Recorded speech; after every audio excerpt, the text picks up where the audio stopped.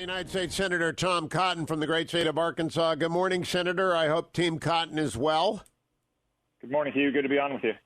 I want to assure you that no funds of the Chinese Communist Party were used in the production of this program, which I think is increasingly going to be necessary in America. Well, that's true, Hugh, but that's only because it's such a low-quality, low-value programming. I don't think they'd waste their money on it. What is going on at the University of Arkansas? Your home state Razorbacks are on the take from the CCP.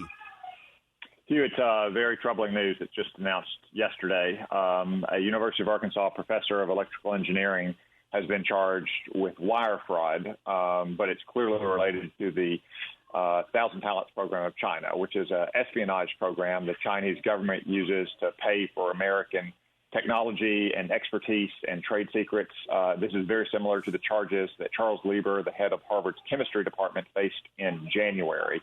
Judging by the complaint, this professor has been aiding the Chinese Communist Party in advanced technologies like semiconductors or heat and weather resistance packaging for electronics, fuel cells, hydrogen fuel cells for vehicle controls, all the kind of cutting edge technology that China has made a priority to try to take from the United States and then leap ahead of us.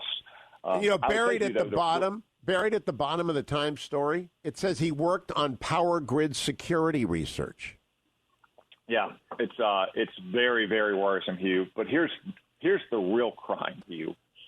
The act of taking this money for people like Simon Ong at the University of Arkansas or Charles Lieber at Harvard is not a crime. It is perfectly consistent with U.S. law to take money from Chinese Communist Party affiliated entities and then to aid them in the development of these technologies. That's why Simon Ong is charged with wire fraud. That's why Charles Lieber was charged with the kind of misrepresentation fraud on federal grants. I'm going to introduce legislation that would simply make the conduct a crime, Hugh. We ought not to allow our very best scientists and researchers and professors, almost all of whom either at all times or at many times are conducting federally funded research from the Department of Defense and the Department of Energy, the intelligence community, the National Science Foundation. We ought not to allow them to also be on retainer to Chinese Communist Party officials giving access to all of that technology which American taxpayers have been paying for.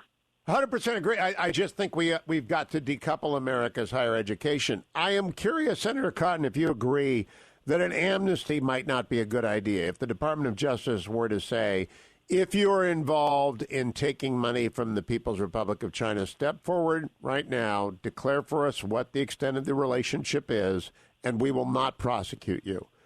Would you? Because I am more interested in finding the network than in prosecuting the dupes.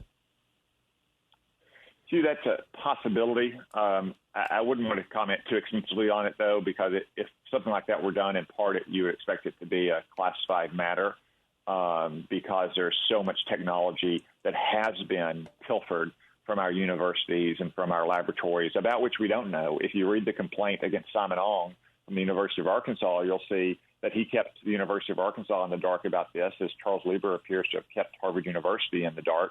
So they are in many ways victims, just like the taxpayers are. Yeah, the new Alger hisses are not going to be at the State Department. They're in America's universities.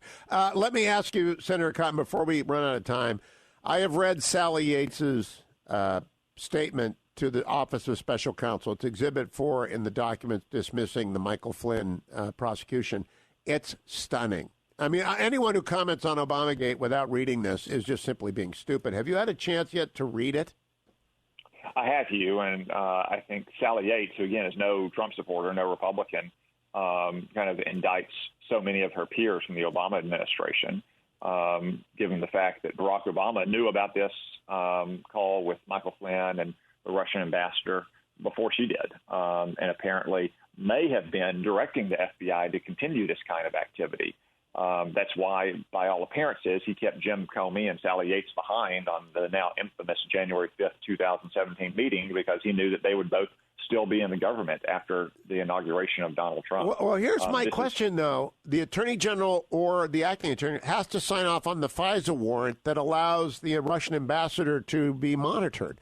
So I think Sally Yates had to sign off on that unless they didn't get a FISA warrant. I don't know how long she was acting AG for, but it expires usually in December. Have you looked at that timeline yet? I don't know the exact timeline, Hugh, or when those might have expired.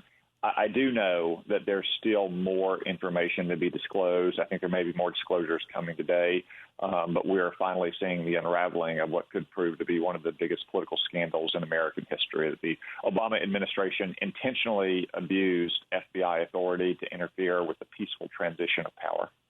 That's Obamagate. Is the undermining of America's greatest tradition as a republic is the peaceful, seamless, cooperative transition of power, and they tried to blow it up like a bridge in a bad war movie. Tom Cotton, always a pleasure to talk to you, Senator. But I assure you, the CCP has no money invested in the Hugh Hewitt show. I just got to make that assurance now that we read these stories about the University of Arkansas.